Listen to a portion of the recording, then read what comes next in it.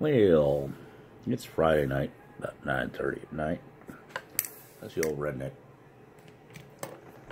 Tonight's not going to really be a rant or anything. It's more like a tribute to a very lovely lady that I was lucky enough to fall in love with 34 years ago. Which means either I'm the luckiest guy in the world or she just ain't got no damn brains. Or both. Jury's still out on that. Now, 34 years ago, matter of fact, in the same house, I was renting the garage to live in. The house was owned by her mother. And she came over to ask the tenants here something. I had my 69 Dodge Dart up in the air, and I was working on it, underneath it. I wasn't paying no attention. And this person walks by, and I just kind of hollered out with my general smart-ass attitude, "Boy, you stink pretty." Little did I know I damn near died that day, because she was about ready to drop the jack off from under the car. Thank God she didn't. Well, my friend told her he just meant you smelled nice. Which was true. Well, we, as the kids call it now, hooked up for a one-night stand. Well, that one-night stand turned into a 34-year stand. Thank God. Now, this lady, naive as can be, nice as can be, help anybody that she could. Hell, I remember she used to get mad at me because I'd buy cigarettes one pack at a time rather than a carton. Why don't you buy a carton? Now somebody will steal them. So she convinced me to buy a carton and leave them in her house. So I did. Hey, nobody stole my cigarettes. Well, as time went on, we dated more and more. Turned into a good thing. I neglected to say that when I met her, she had 3 children of her own. The youngest was 6 months old.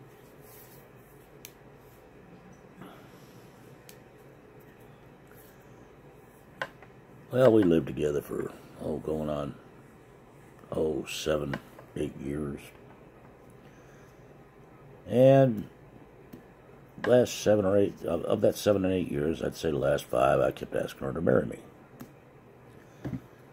You know, she was a single mother, not working, on assistance, didn't want to be beholden to any man. She wanted to get her education. And I encouraged it. I said, well, let's go down and get your GED. Well, I'm nervous about that. I said, well, let's go together. I didn't tell her I already had mine. But we went down there together, took the test together. They gave us 3.5 hours, something like that, to do the test. We were out of there in 30 minutes. I think she scored a 98 on it. I scored a 99. Something like that. Yeah, we got the test results back, and she was all over the moon about it, which was great. I said, good. Now you can go to college.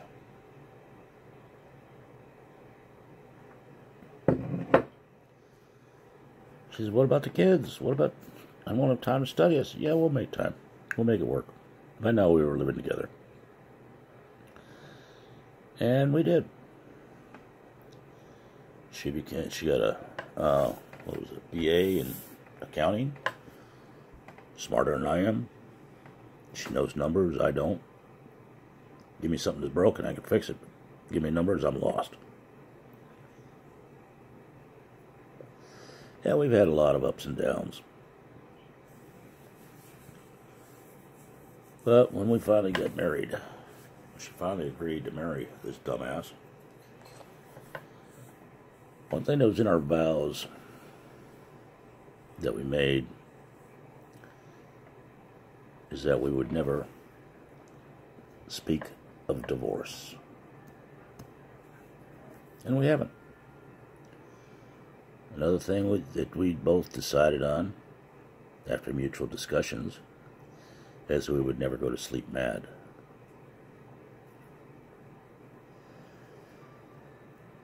Now, people are going to find this hard to believe. But 34 years living together with the same woman, we've had 9 arguments. 9. All over minor shit. But Lady is my world.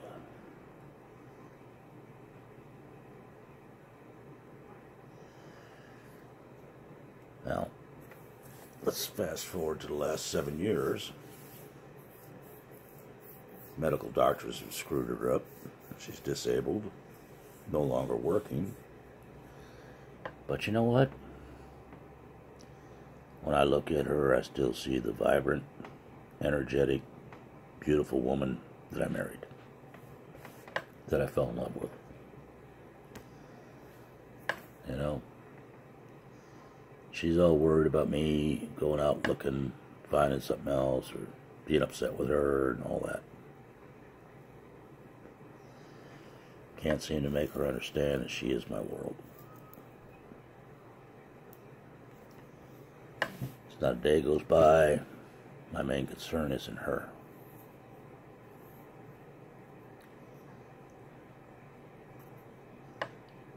I don't know. Maybe this ain't making no sense. Ain't coming out the way I wanted it to.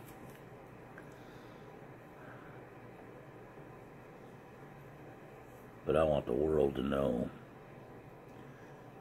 that my lady, Deborah Gale, in my mind, she hung the moon and the stars. To steal a quote from Toby Keith's song. And I even made her a placard that said that. A big hunk of wood. It said, I know that Deborah Gale hung the moon and the stars because I held the ladder for her.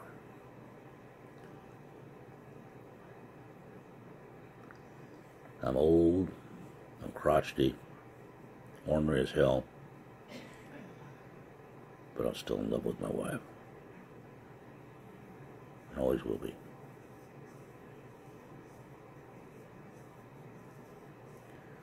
How about the hell? I probably won't post this one anyway. It didn't come out the way I had it planned in my head. But to keep with my norm, let's try to keep it a learning lesson.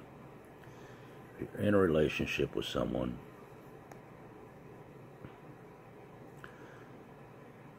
you're going to have to let the past go. Trust in your partner if you love them. And for God's sakes, if you want it to last, never go to bed mad. Well, Debbie and I've had a few times where we've been up for days because we didn't want to go to bed mad. But you got to keep the line of communication open. And a toast to my wife. How in the hell that woman has put up with me for that long, I have no way of knowing. But I thank God she has.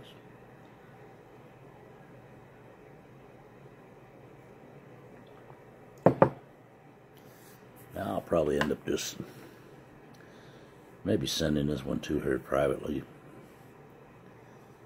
And whether I do or don't, I have no problem saying this. To my lovely wife, Deborah Gale Atkins. I was so honored the day you took my name. Thank you for that, dear. 34 years and counting. Yeah, you still owe me about 50 or 60. So get off your ass, get well. We can do it again. Love you, babe. To all the rest of you, have a wonderful evening. Be well. Treat each other as you want to be treated. And let's just try to turn this whole world around.